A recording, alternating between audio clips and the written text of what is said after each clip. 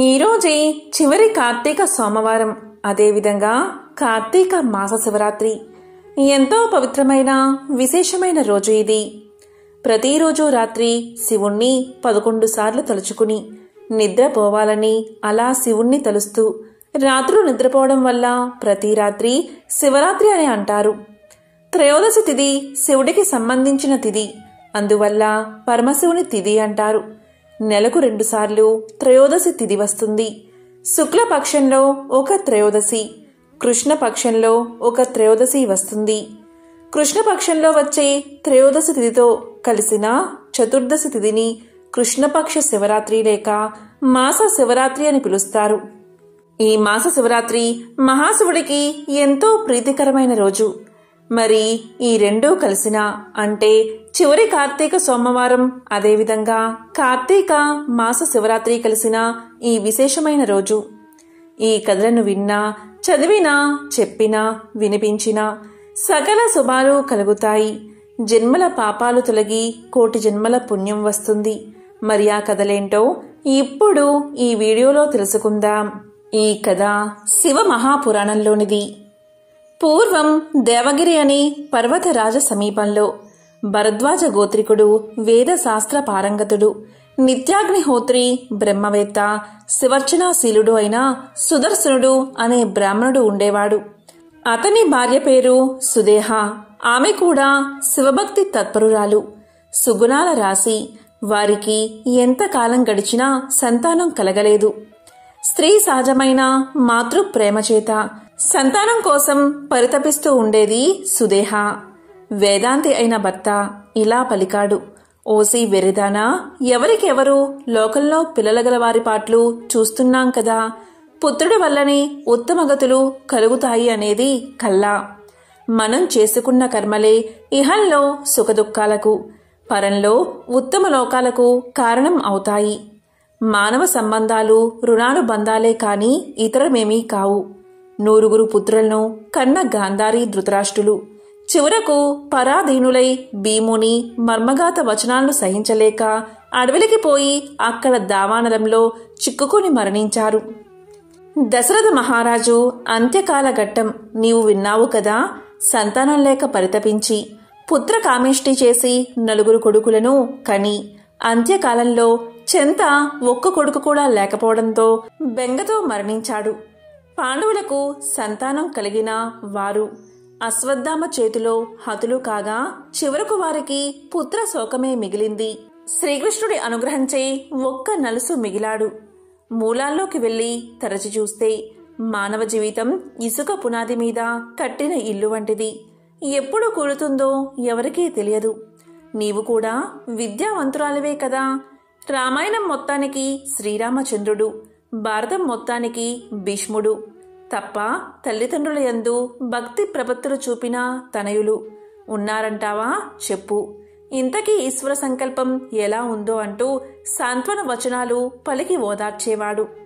ఆ దంపతులు సంతానం కొరకు చేసిన ప్రయత్నాలన్నీ వ్యర్థం కాగా ఒక రోజున సుదేహ ముఖ్యంగా పుత్ర సంతాన కాంక్షను అతిక్రమించలేక భర్తను ద్వితీయ వివాహానికి ప్రోత్సహించింది. దానివల్ల వచ్చే అనర్థాలను సుధర్ముడు ఆమెకు ఎన్నో విధాలా చెప్పి చూశాడు. కాని అవి ఆమె చెవికి ఎక్కలేదు. భార్య ప్రోత్సాహంతో ఆమెకు స్వయంగా చెల్లెలు అయిన గస్మా అనే కన్యను సుధర్ముడు యథాశాస్త్రీయంగా వివాహం చేసుకుని కాపురానికి తీసుకొచ్చాడు. ఆమె కూడా తీవ్రమైన శివభక్తి తత్పరాలు కనుక ఆ ముగ్గురు నిత్యం శివారాధనలో మునిగి తేలుతూ శివుని కథల్నే చెప్పుకుంటూ నృత్య, గీత, వినోదాలతో పొద్దు పుచ్చుతూ సంతోషంతో కాలక్షేపం చేసుకుంటూ వచ్చారు. ప్రతి నిత్యం పార్థివ లింగార్చన అనంతరం ఆ నిర్మాల్యాన్ని గస్మ సమీపమందున్న చెరువులో విసర్జిస్తూ వచ్చింది. ఇలా కొంతకాలం గడవగా శంకర అనుగ్రహించే గస్మ నెలతప్పింది. ఆమెకు అక్కగారైన సుదేహ దాసిదానికంటే ఎక్కువగా సేవలు చేస్తూ వచ్చింది. క్రమంగా గర్భం వృద్ధి చెంది నెలలు నిండగా ఒక శుభలగ్నంలో సౌభాగ్య రేఖావళి యుక్తుడు తేజస్శాలి అయిన కుమారుని కన్నది గస్మ. చంద్రోదయానికి పాలసముద్రం ఉప్పొంగినట్లు పుత్రోదయంతో కుటుంబ సభ్యులు బంధువులు, ఇరుగు పొరుగు వారు అందరూ ఉప్పొంగిపోయారు. ఉయ్యాల తొట్టెలోని బాలుడి బోసినవ్వులకు ఇంట్లోని వారంతా ఇంతెంత అనరాని ఆనందాన్ని పొందారు. బాలుడు పెరిగి పెద్దవాడవుతున్నాడు. అతి చంచలమైన మనసు యొక్క వ్యాపారం కోతి చేష్టల వంటిది కదా. దేనిమీదకు దూకుతుందో తెలియదు. ద్వేషం అనేది బుద్ధికి పుట్టిన కుష్టు వంటిది. బాలుడు పెరిగి పెద్దవాడయ్యే కొలది సుదేహ మనసులో ద్వేషం కూడా అధికం కాజొచ్చింది. అంతవరకు శీతల ప్రసన్నంగా ఉన్న ఆమె హృదయం ద్వేషాగ్ని జ్వాలలతో కొలిమి తిత్తిలా మండొచ్చింది. కాలం గడుస్తుంది. కుమారుడికి యుక్త వయసు వచ్చింది. అనుకూలవతి అయిన కన్యతో వివాహాన్ని జరిపించారు. నూతన వధూవరులు సుదేహను అన్ని విధాలా అత్తగారి వల్లే ఆదరిస్తూ వచ్చారు. అయినా ఆమె ద్వేషం చల్లారలేదు. అంతఃకరణ మాలిన్యం తొలగలేదు. దుష్టులైన వారికి కార్యాకార్య విచారణ, ఉచితానుచిత వివేకం ఉండవు కదా. మానవుల్లో కూడా తామస గుణాధిక్యత కలిగి జీవించే మనుషులు సత్వగుణాధిక్యత గల తాపసులను బాధించి తాము ఆనందాన్ని పొందుతారు. సుదేహ మనసులో ద్వేషం రోజురోజుకు అధికం కాజొచ్చింది. అణుచుకోలేకపోయింది. వివేకాన్ని కోల్పోయింది. నేత్రరోగి సూర్యకాంతిని చూసి ఓర్వలేనట్టు రతి మన్మధుల వలె ఉన్న ఆ నూతన దంపతులను చూసి కళ్ళల్లో నిప్పులు పోసుకుంది.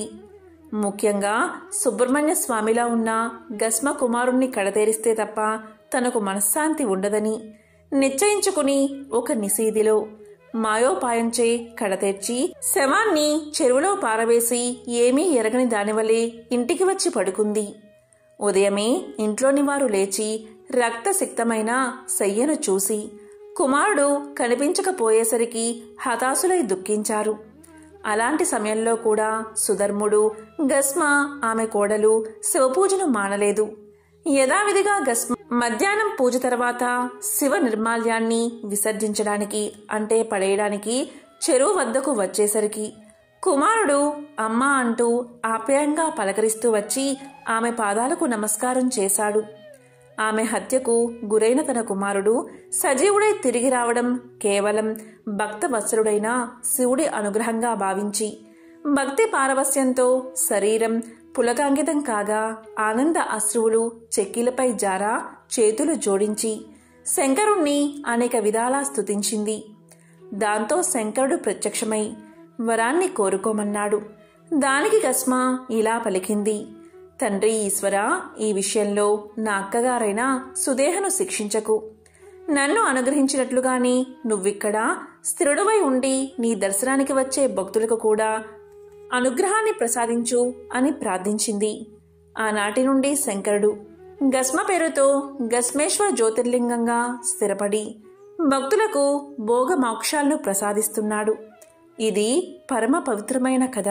ఇదే గస్మేశ్వర జ్యోతిర్లింగ ఆవిర్భావ కథ. శివుడికి ఇష్టమైనటువంటి కార్తీక సోమవార వ్రతాన్ని ఎవరైతే ఆచరిస్తారో వాళ్ళు తప్పనిసరిగా కైలాసాన్ని చేరుకుంటారు. ఈ కార్తీకంలో వచ్చే ఏ సోమవారం రోజైనా సరే స్నానం, జపాదులను ఆచరించేవారు అశ్వమేధ యాగ ఫలితాన్ని పొందుతారు. ఈ సోమవార వ్రత మహత్యం గురించి వశిష్ఠుడు జనకుడికి ఇలా వివరిస్తాడు.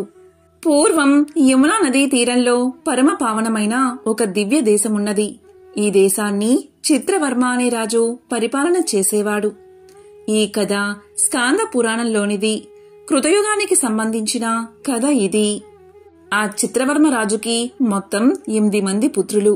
ఆ తరువాత చివరగా ఒక పుత్రిక కలిగింది. ఇంతమంది పుత్రులు తర్వాత అమ్మాయి పుట్టింది కాబట్టి చిత్రవర్మకు ఈమంటే అధిక వాత్సల్యం. అందువల్ల చిత్రవర్మ జ్యోతిష్య శాస్త్రవేత్తలను పిలిపించి జాతకం మొత్తం చూపించి భవిష్యత్తు ఎలా ఉంటుంది అని అడిగాడు.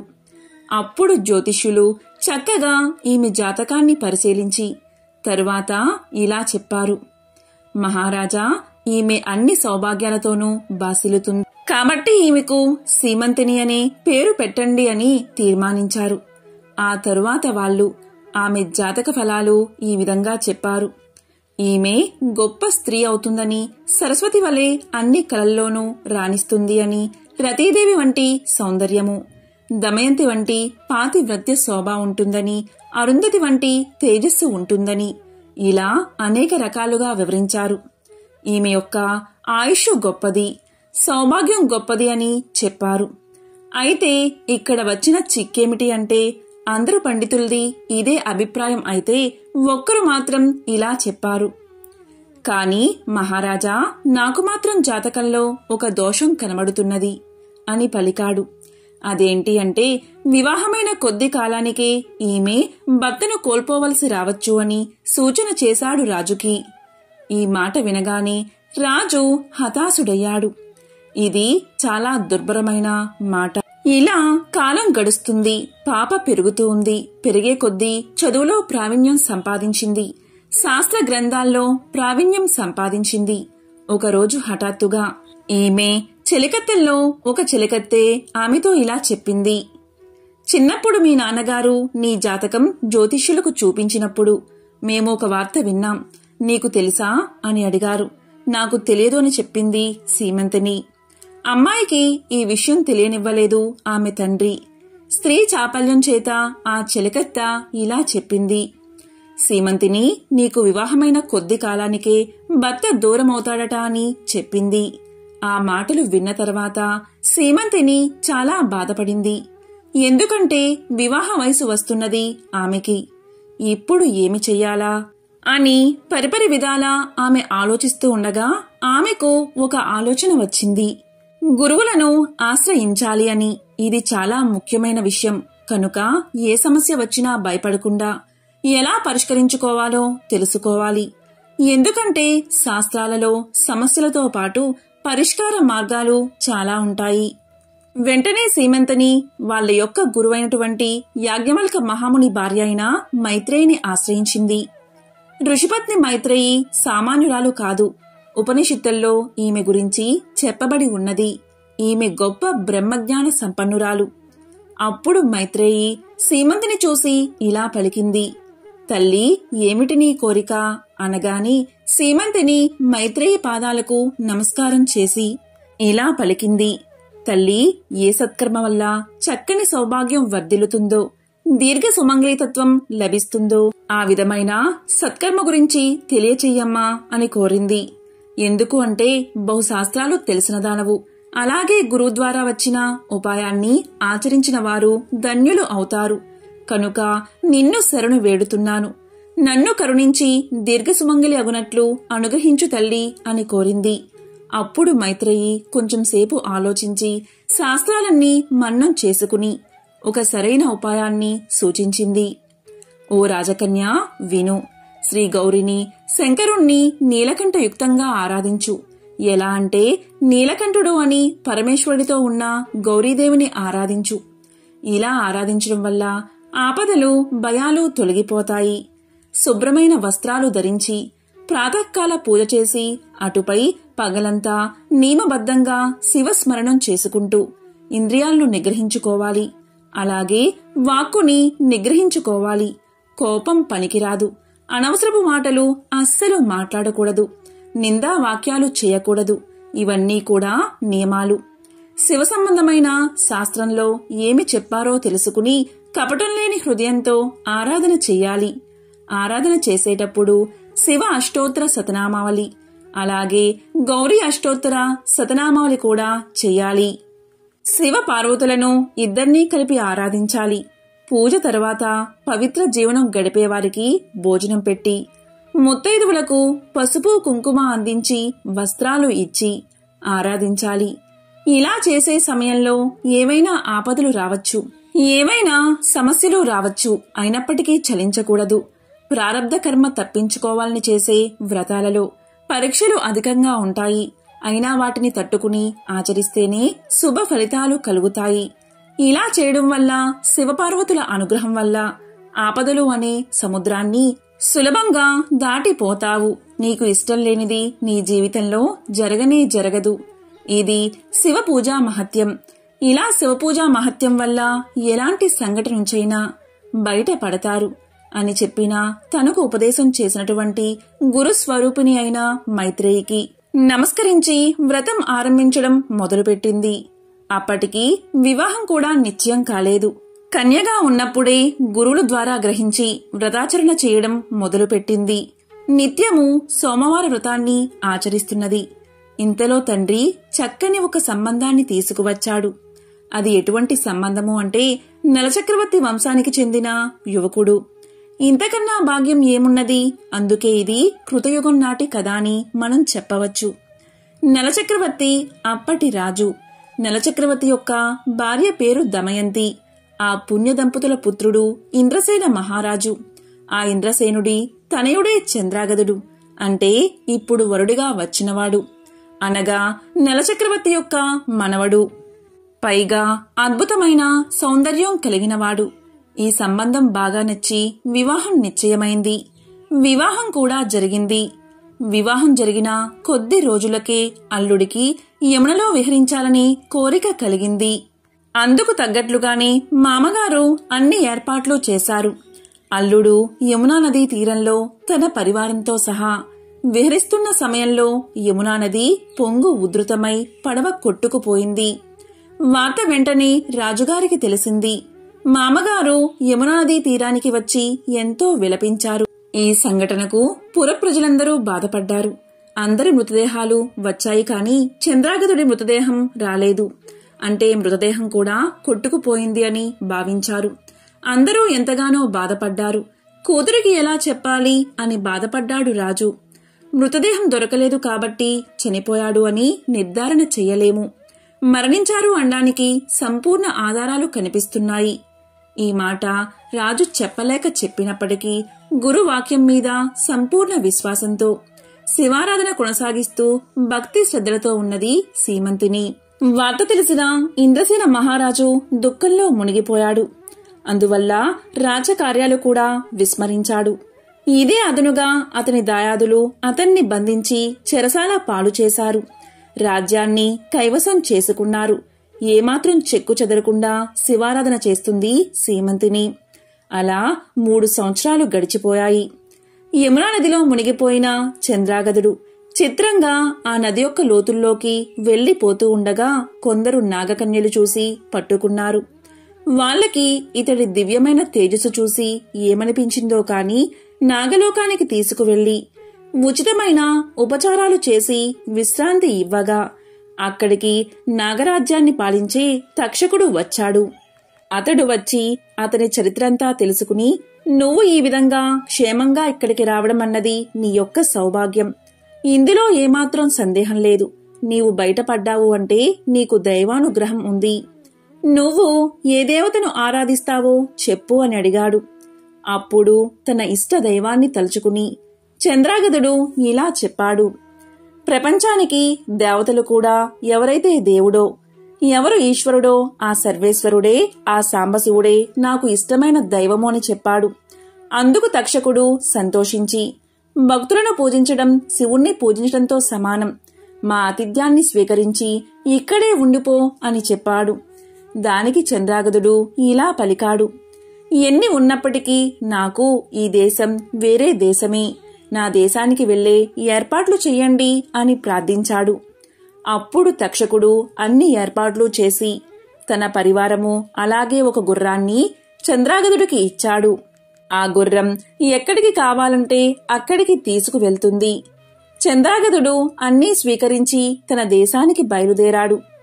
తిరిగి వచ్చిన భర్తను చూసి ఆనందించింది సీమంతిని. అది కూడా ఎలా అంటే ఆ రోజు సోమవార వ్రతాన్ని చేసి శివుడి యొక్క పార్థివ లింగాన్ని యమునా నదిలో కలపడానికి వెళ్తూ ఉండగా గుర్రం మీద వస్తూ కనబడ్డాడు ఆమె భర్త. శివపూజ మహిమ వల్ల తిరిగి తన భర్తను పొందింది సీమంతిని. అప్పుడు ఇంద్రసేన మహారాజుని బంధించిన శత్రువులను ఓడించి తిరిగి తండ్రికి చెరసాల నుంచి విముక్తి కలిగించాడు చంద్రాగదుడు. విజయాన్ని కైవసం చేసుకున్నాడు. ఈ సోమవార వ్రతాన్ని నిష్ఠగా ఆచరించి ఎంతో మంది కష్టాల నుంచి దూరమయ్యారు. కాబట్టి మీరు కూడా సోమవార వ్రతాన్ని ఆచరించి ధన్యులు కండి. ఈ వ్రతాన్ని ఏ జాతి వారైనా స్త్రీ పురుషులు ఎవరైనా నిరభ్యంతరంగా చేసుకోవచ్చు. ఆ రోజంతా ఉపవాసముండి నదీ స్నానం చేసి శక్తి కొలది దాన ధర్మాలు చేసి శివుడికి బిల్వ పత్రాలతో పూజ చేసి సాయంత్రం నక్షత్ర దర్శనం తర్వాత అల్పాహారం తీసుకోవాలి. ఈ విధంగా నిష్ఠగా ఉంటూ ఆ రాత్రి జాగారం చేసి జాగరణ సమయంలో శివ పురాణ పఠనం చేయాలి. మర్నాడు ఉదయం నదీ స్నానం చేసి నువ్వులు దానం చేసి పేదలకు అన్నదానం చెయ్యాలి. అలా చెయ్యలేని వారు 3 బ్రాహ్మణులకు భోజనం పెట్టి ఆ తర్వాత గృహస్థుడు భోజనం చెయ్యాలి.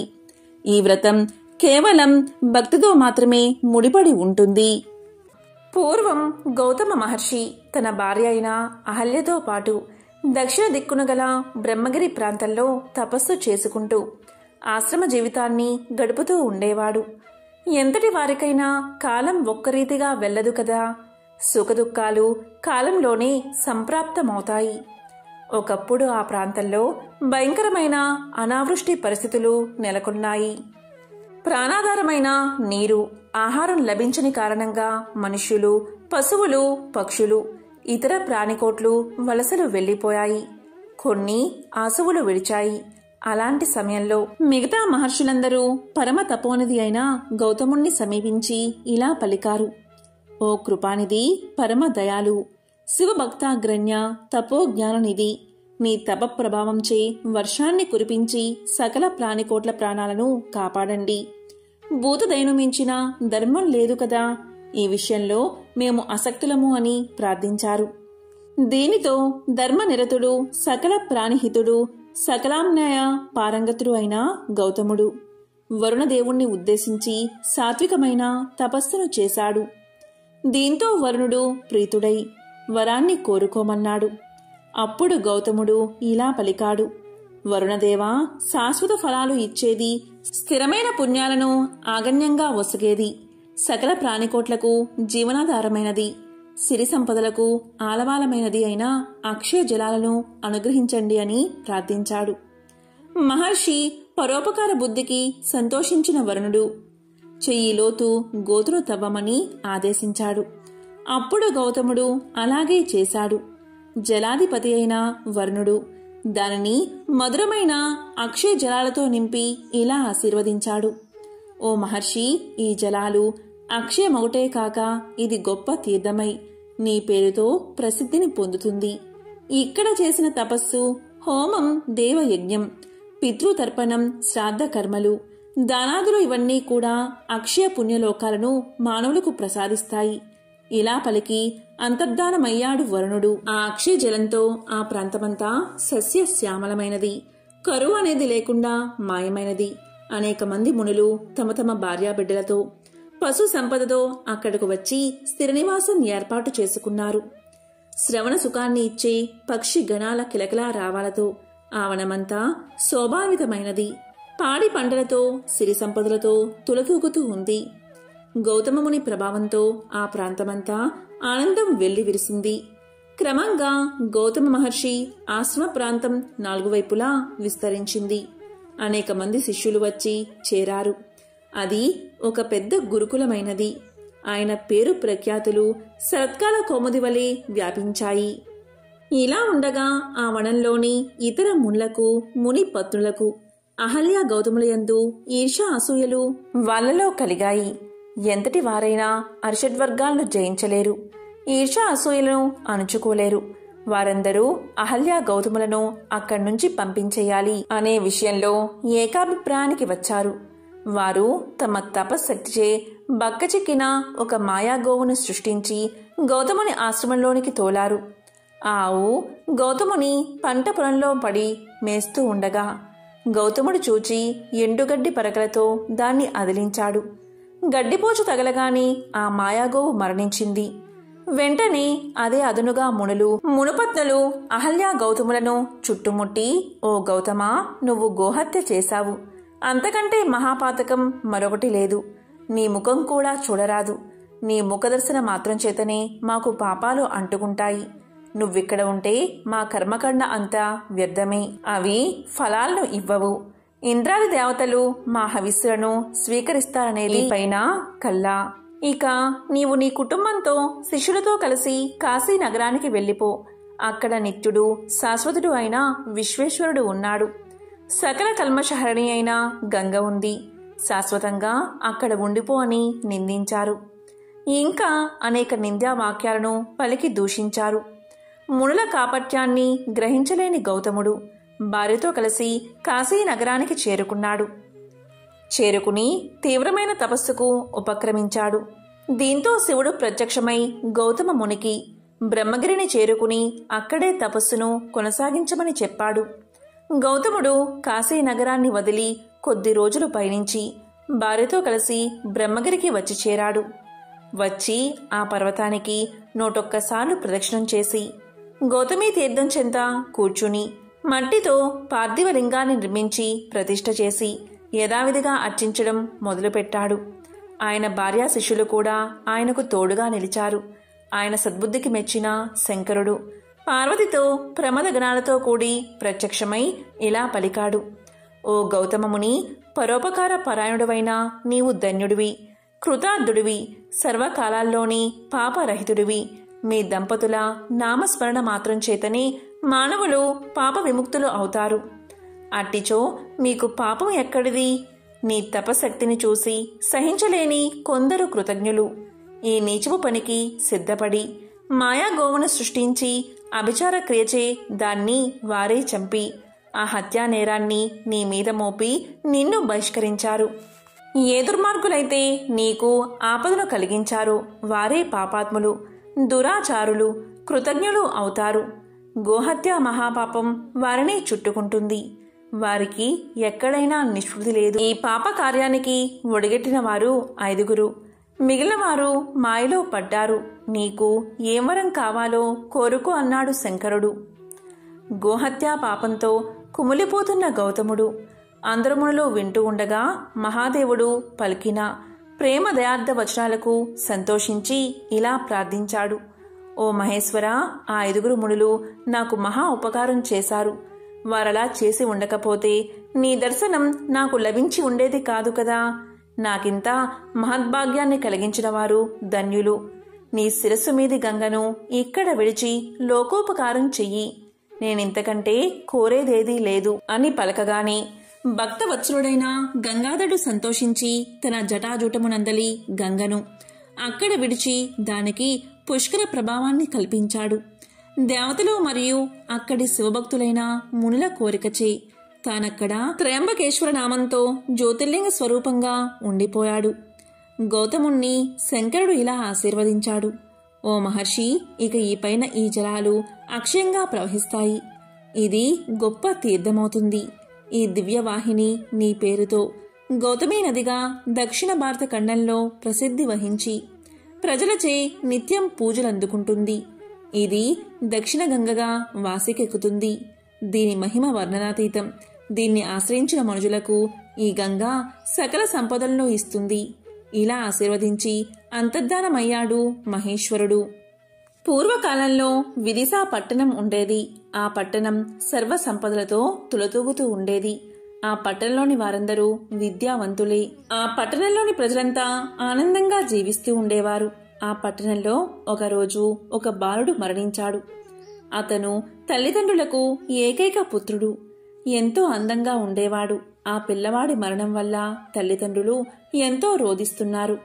వారి బాధ చుట్టుపక్కల వారు చూడలేక ఎంతో దుఃఖిస్తున్నారు. చివరకు ఆ పసివాడిని శ్మశానానికి తీసుకుపోయారు. అక్కడ కూడా తల్లిదండ్రులు, బంధువులు ఎంతో విలపిస్తున్నారు. పాతి పెట్టకుండా కాలం వెళ్లబుచ్చుతున్నారు. కాని కార్యాన్ని చేయడం లేదు. అప్పుడు ఒక గెద్ద వారి దగ్గరకు వచ్చి వారితో ఇలా పలుకుతుంది. మీరు పిల్లవాడి శరీరం ఇక్కడ పెట్టి పెద్దగా ఏడవడం కాదు. అదిగో సూర్యుడు అస్తమిస్తున్నాడు. దెయ్యాలు, భూతాలు, ప్రేత పిశాచాలు భూమికి వచ్చే సమయమవుతుంది. వాటి వల్ల మీకు అపాయం కలగవచ్చు. పుట్టినవారు గిట్టక తప్పదు. మరణించిన వారి వెంట జీవించిన వారు పోరు కదా. జనన మరణాలు ప్రాణులకు సహజం. చనిపోయిన వారు మీరు ఏడ్చినంత మాత్రాన తిరిగి వస్తారా? ఇదంతా తెలిసి కూడా వెర్రివారిలా ఎందుకు ఏడుస్తున్నారు?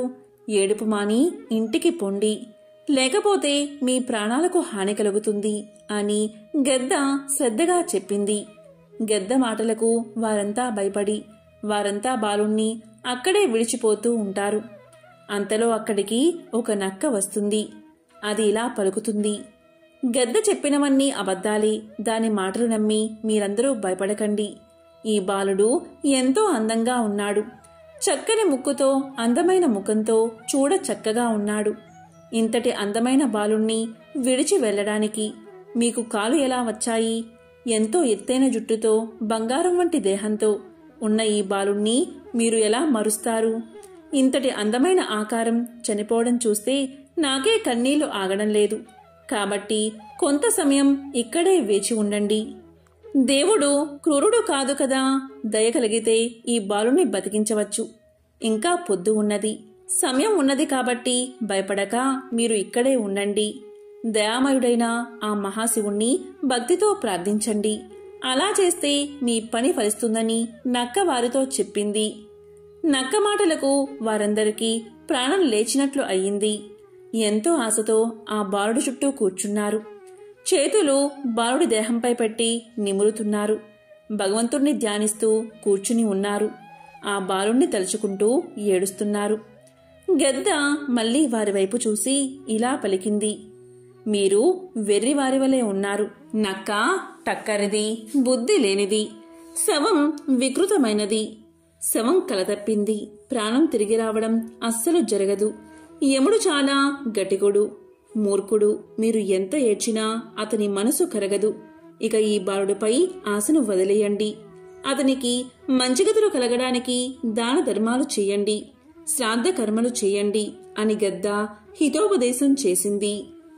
గద్ద ఇలా చెప్తూ ఉండగా నక్క దాని మాటలకు అడ్డం వచ్చి ఇలా మొదలుపెట్టింది.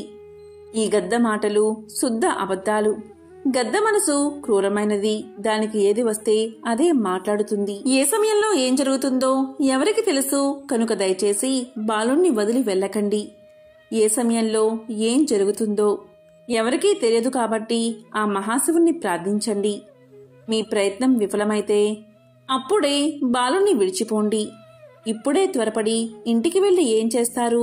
చేతనైన పని ఇప్పుడే చెయ్యండి అని పలికింది. నక్క మాటలకు గద్ద ఆశ్చర్యం కలిగింది. దాంతో గద్ద ఇలా పలికింది, ఇంతకాలం నుంచి మరణించిన జీవులు తిరిగి బతకడం నేనెప్పుడూ చూసి ఎరగను. నక్క ఒట్టి జిత్తుల మారి. చనిపోయిన వారు మరొక గర్భంలో జన్మిస్తారు, వేరొక రూపాన్ని ధరిస్తారు, తిరిగి ఈ భూమి మీద మళ్లీ తిరుగుతారు. మనం వారిని గుర్తించలేము, వారు కూడా మన్ని గుర్తించలేరు. ఈ నక్క తెలివి తక్కువది, కపట బుద్ధితో మిమ్మల్ని మోసగిస్తుంది. శవం ఏమిటి, జీవించడం ఏమిటి ఎవరైనా వింటే నవ్వుతారు. పుత్రశోకం వల్ల మీ వివేకం చాలా వరకు నశించిపోయింది. ఉన్న కాస్త ఆ మతిని కూడా మీకు ఈ నక్క పోగొడుతుంది.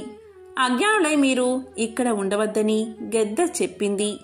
ఆ మాటలు విన్న అక్కడి వారు బోరున ఏడ్చారు, నిరాశ చెందారు. బిడ్డను విడిచిపోవాలని నిర్ణయించుకున్నారు. దీంతో నక్క వారిని అడ్డగించి ఇలా పలికింది, నా మాటలు నమ్మండి. ఆ గద్ద మాటలు నమ్మితే చిక్కులో పడిపోతారు. మరణించి జీవించిన వారు చాలామందే ఉన్నారు. కరుణాసాగరుడు అయిన రఘురాముడు మరణించిన భూసుర కుమారుణ్ణి రక్షించలేదా? ఈ కథ మీరు వినలేదా? ఇలాంటివి అనేకం ఉన్నాయి. ఈ గద్ద మాటలను అస్సలు నమ్మకండి అని తెలియచేసింది. దీంతో అందరూ సంతోషించి శవం చుట్టూ కూర్చుని ఉన్నారు. ఇంతలో సూర్యుడు అస్తమించాడు. నక్క గద్ద ఆకలితో బాధపడుతున్నాయి. నక్క పగటిపూట ఆహారం తినదు, గద్ద చీకటిలో ఆహారాన్ని తినదు. వీళ్లంతా పగలు వచ్చారు కాబట్టి వీళ్ళని వెళ్ళమని చెప్తే ఆ బాలుణ్ణే తినవచ్చని గద్ద ఆలోచన.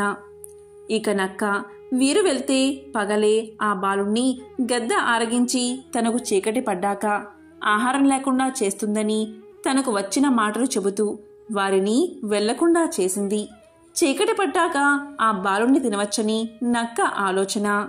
ఇలా గద్ద నక్క తమ తమ ఆకలి తీర్చుకోవడానికి వాదోపవాదనలు సాగించాయి. ఇక బాలుడి బంధువులు దుఃఖం వల్ల మతి భ్రమించి ఉన్నారు. వారికి ఈ కపట తంత్రాలు అర్థం కాలేదు. ఇక సూర్యుడు అస్తమించాక శ్మశాన భూమిలో సంచరించడానికి శంకరుడు విచ్చేశాడు.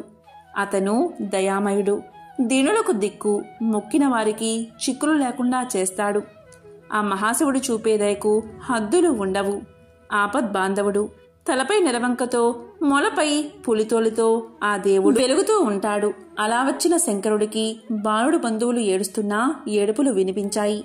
వెంటనే వారి దగ్గర ప్రత్యక్షం అయ్యాడు. భక్తులారా, నన్ను శరణు వేడుతున్నారు, మీకు ఏం కావాలో కోరుకోండి అన్నారు. వెంటనే అందరూ కూడా మహాశివుడి పాదాలపై పడి సాష్టాంగ నమస్కారం చేశారు. భక్తి భావంతో కొలిచారు. దేవా, మహాదేవా, మా మొర ఆలకించి ప్రత్యక్షం అయ్యావా? నీ సన్నిధానంలో మా చిక్కులన్నీ విడిపోయాయి, మా రోగాలు తొలగిపోయాయి. ఈ బాలుడి ప్రాణాలు ఇచ్చి బతికించమని ప్రార్థించారు. వారి మొరకు శంకరుడి మనసు కరిగిపోయింది. వెంటనే బాలుడు నిద్రలోంచి లేచినట్లుగా లేచి కూర్చున్నాడు. శంకరుడు ఇలా పలికాడు, ఈ బాలుడు నిండు నూరేళ్లు బతుకుతాడు అని చెప్పి ఆకలితో ఉన్న నక్క, గద్దలకు అసలు ఆకలి బాధే తెలియకుండా వరాన్ని ప్రసాదించాడు. ఇలా వరాన్ని ప్రసాదించి శివుడు అంతర్ధానమయ్యాడు.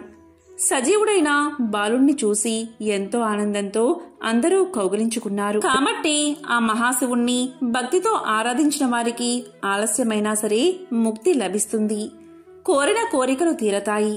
ఎంతో పవిత్రమైన ఈ కార్తీక సోమవారం రోజు, పైగా కార్తీక మాస శివరాత్రి రోజు ఈ కథలను విన్నంతనే జన్మల పాపాలు తొలగి కోటి జన్మల పుణ్యం వస్తుంది.